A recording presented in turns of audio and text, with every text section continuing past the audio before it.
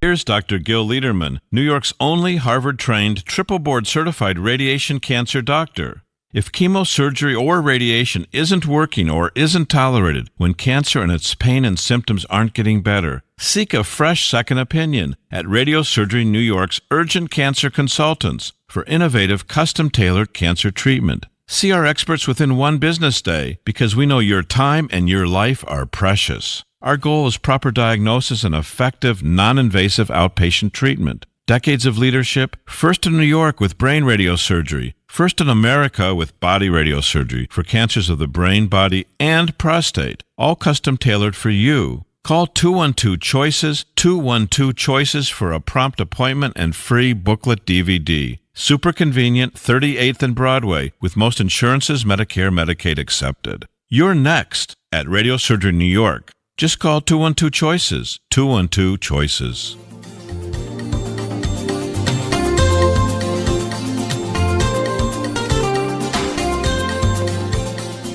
Welcome, everybody. It's the Radiosurgery Show with Dr. Gil Lederman, MD, New York's only Harvard-trained, triple-board certified radiation oncologist who brings you the latest cancer treatment news, interviewing world-renowned cancer experts, delving into special cases, and, of course, answering your questions. I'm Rob Redstone, broadcasting from the WOR studios in the heart of New York City. And now, please welcome Dr. Lederman. Hi, good evening. It's Gil Lederman. We hope you're all well and had a great weekend and relaxing and listening to the show and hopefully learning things that you otherwise might not have known about. Healthcare is filled with a lot of secrets that may change or save your life or your loved one's life. My name is Dr. Lederman from Radiosurgery New York. We're a cancer treatment center at 38th and Broadway, but more about that in a few minutes. I wanted to talk about news of the day, actually. We try to always have news that's relevant to you, and there was an editorial in today's New York Times that's really relevant, and not that I necessarily agree with the New York Times. I probably disagree more, but the issue is antibiotic resistance, and I have been warning people since medical school, so more than 35 years, since learning that endless antibiotics can harm people. And I have friends, I'm sure you all have friends, and some of you may have taken antibiotics yourself, seemingly more than would be prudent. I have a friend who must take antibiotics every other week. In the 52 weeks a year, she probably takes 25 courses of antibiotics, Z-Pax and erythromycin and ampicillin and amoxicillin and you name it, and she's got it. And I always warn her about the possibility of superinfection, and it's really getting to be more than a possibility. Anyway, the editorial in today's New York Times quoted the World Health Organization, which has surveyed the growth of antibiotic-resistant germs around the world, and came up with disturbing findings, the Times report, saying that antibiotic resistance in bacteria, fungus, viruses, parasites is an increasing threat in every part of the world. It's so serious that it threatens the achievements of modern medicine. A post-antibiotic era in which common infections and minor injuries can kill, far from being a fantasy, is a very real possibility for the 21st century. End of quote, New York Times. And I can tell you that I have patients, I get patients from around the world. I have patients, one man I saw, a very famous judge in New York. He went to a big cancer hospital here. He had a little tumor on his buttock. It was a short operation. He recovered. The next day he was due to go home, got a fever, got infection in that buttock. He ended up hospitalized for 2 months and then in a rehab facility for 6 months. He walked in the hospital, and that was the last time he walked on his own. By the time he recovered from the infection, which took 6 months, and the complications, the cancer grew back.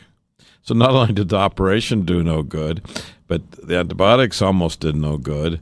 He never recovered. He never got back on his feet. And it's what I often warn people to stay off antibiotics. If you can stay out of a hospital, stay out of that hospital. That's why we're so happy to be in an outpatient private cancer treatment center.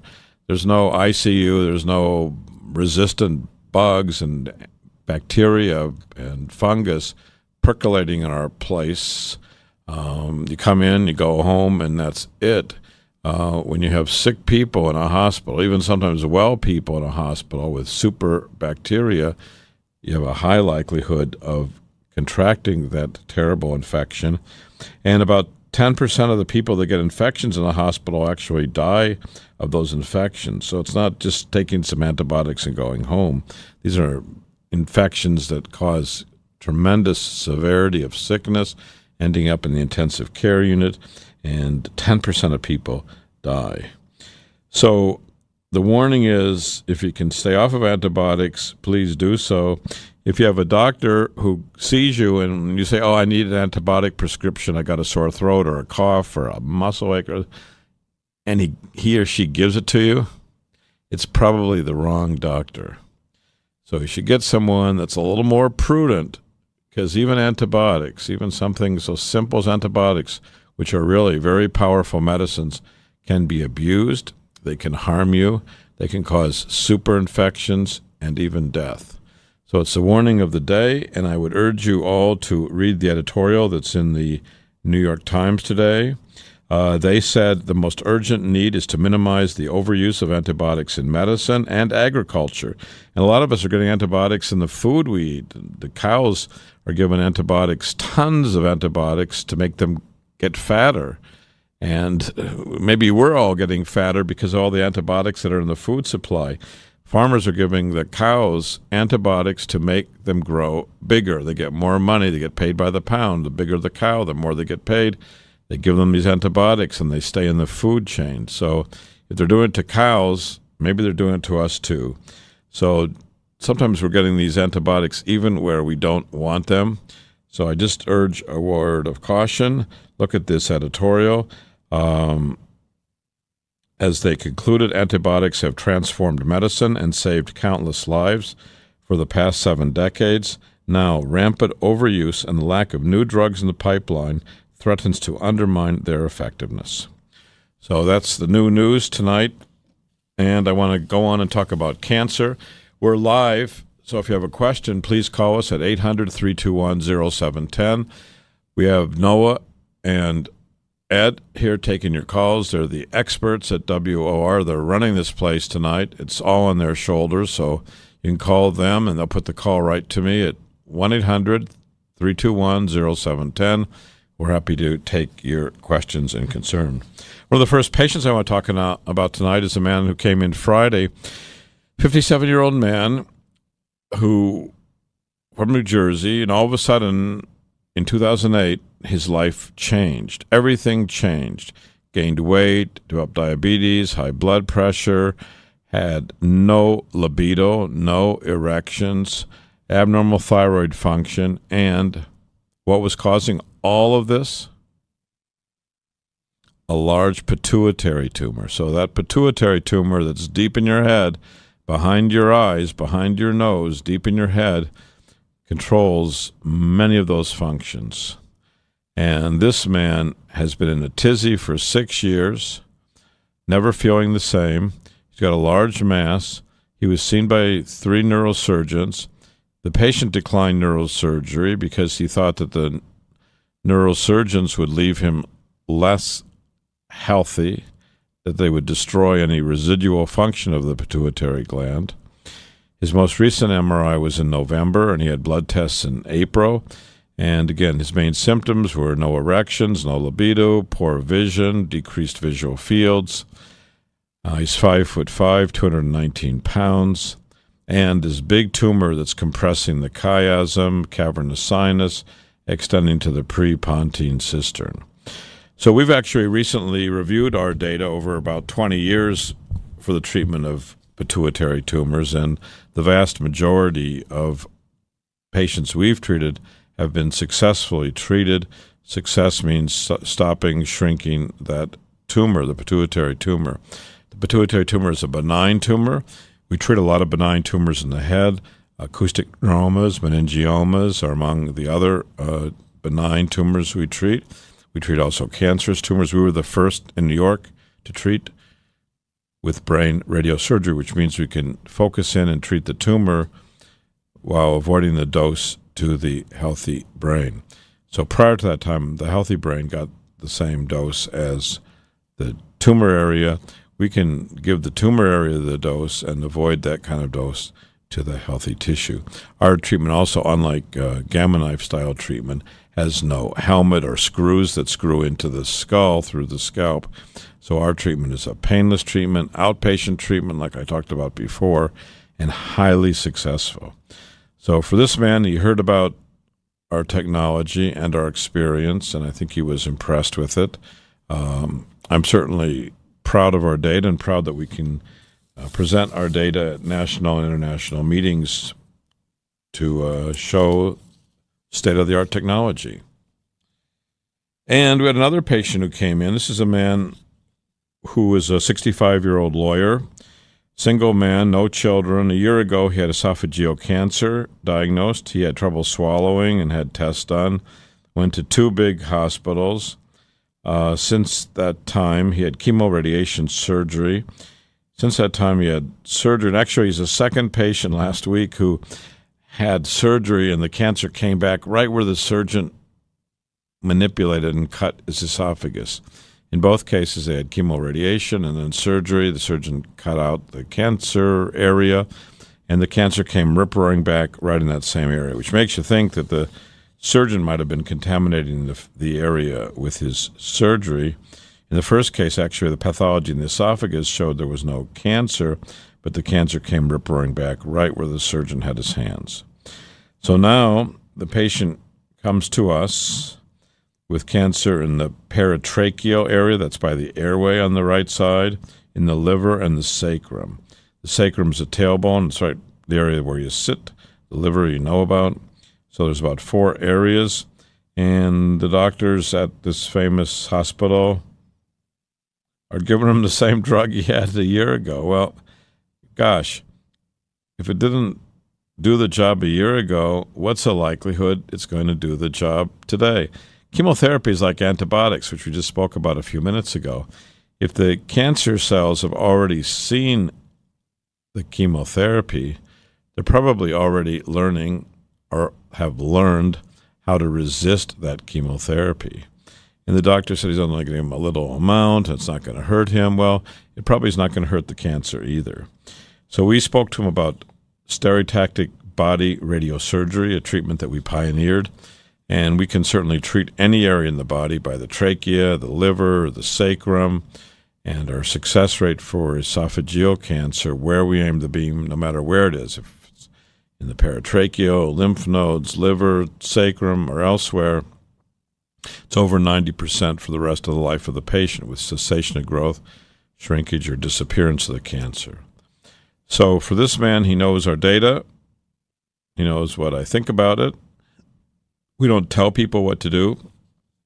Patients are smart, and patients hear the options. The patient is like the President of the United States. He gets to hear the option, makes a decision, and chooses the doctor, just like the President of the United States chooses his advisor. So that's how we think medicine should be practiced. We work for the patient, not the drug companies, which also makes us very different than a lot of hospitals, which take tens of millions of dollars from the drug companies. We don't take 1 penny from anybody. We work for the patient. And isn't that what you want? No secret hands of manipulation. You know exactly what's going on with us.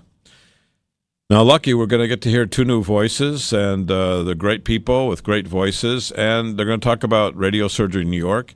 And while they do, you should listen. And you might want to call us. We're live at WOR Studio, 1-800-321-0710. For cancer treatment, most prefer effective, non-invasive, well-tolerated outpatient therapy. With Dr. Lederman, the radiosurgery pioneer, that's our goal, too. He's first in America, first in New York, first for you with body radiosurgery. We hit your cancer with no cutting, no bleeding. Dr. Lederman has decades of experience with primary and metastatic large or small cancers from head to toe. Cancer treatment with possibly a second chance for you, even if chemo, radiation, or surgery didn't work or isn't tolerated. Our goals are best results and quality of life. Meet Dr. Lederman to hit the cancer. For a free booklet DVD, call 212 Choices, 212 Choices for a fresh second opinion. Most insurances, Medicare, Medicaid, accepted. Not only super convenient, super. Broadway and 38th in Manhattan. To hit your cancer, see Dr. Lederman, 212 Choices. With Dr. Lederman, the best prostate cancer treatment is custom tailored for you. Each man with prostate cancer is unique and seeks the best results based upon PSA, Gleason score, and stage. That's why Dr. Lederman's custom tailored prostate cancer treatment is most logical. Not every man should get the same treatment. Dr. Lederman's custom prostate cancer treatment is all outpatient. Our goals are your best results, avoiding radical surgery, maintaining your sexual and urinary function, and your life. Most insurances, Medicare, Medicaid accepted. Call Dr. Lederman at 212 Choices, 212 Choices for a fresh second opinion and free booklet DVD. Not only super convenient, super in Manhattan, 38th and Broadway. To hit the cancer, call Dr. Lederman, 212 Choices. Cherish your life. Custom prostate cancer treatment with Dr. Lederman, 212 Choices.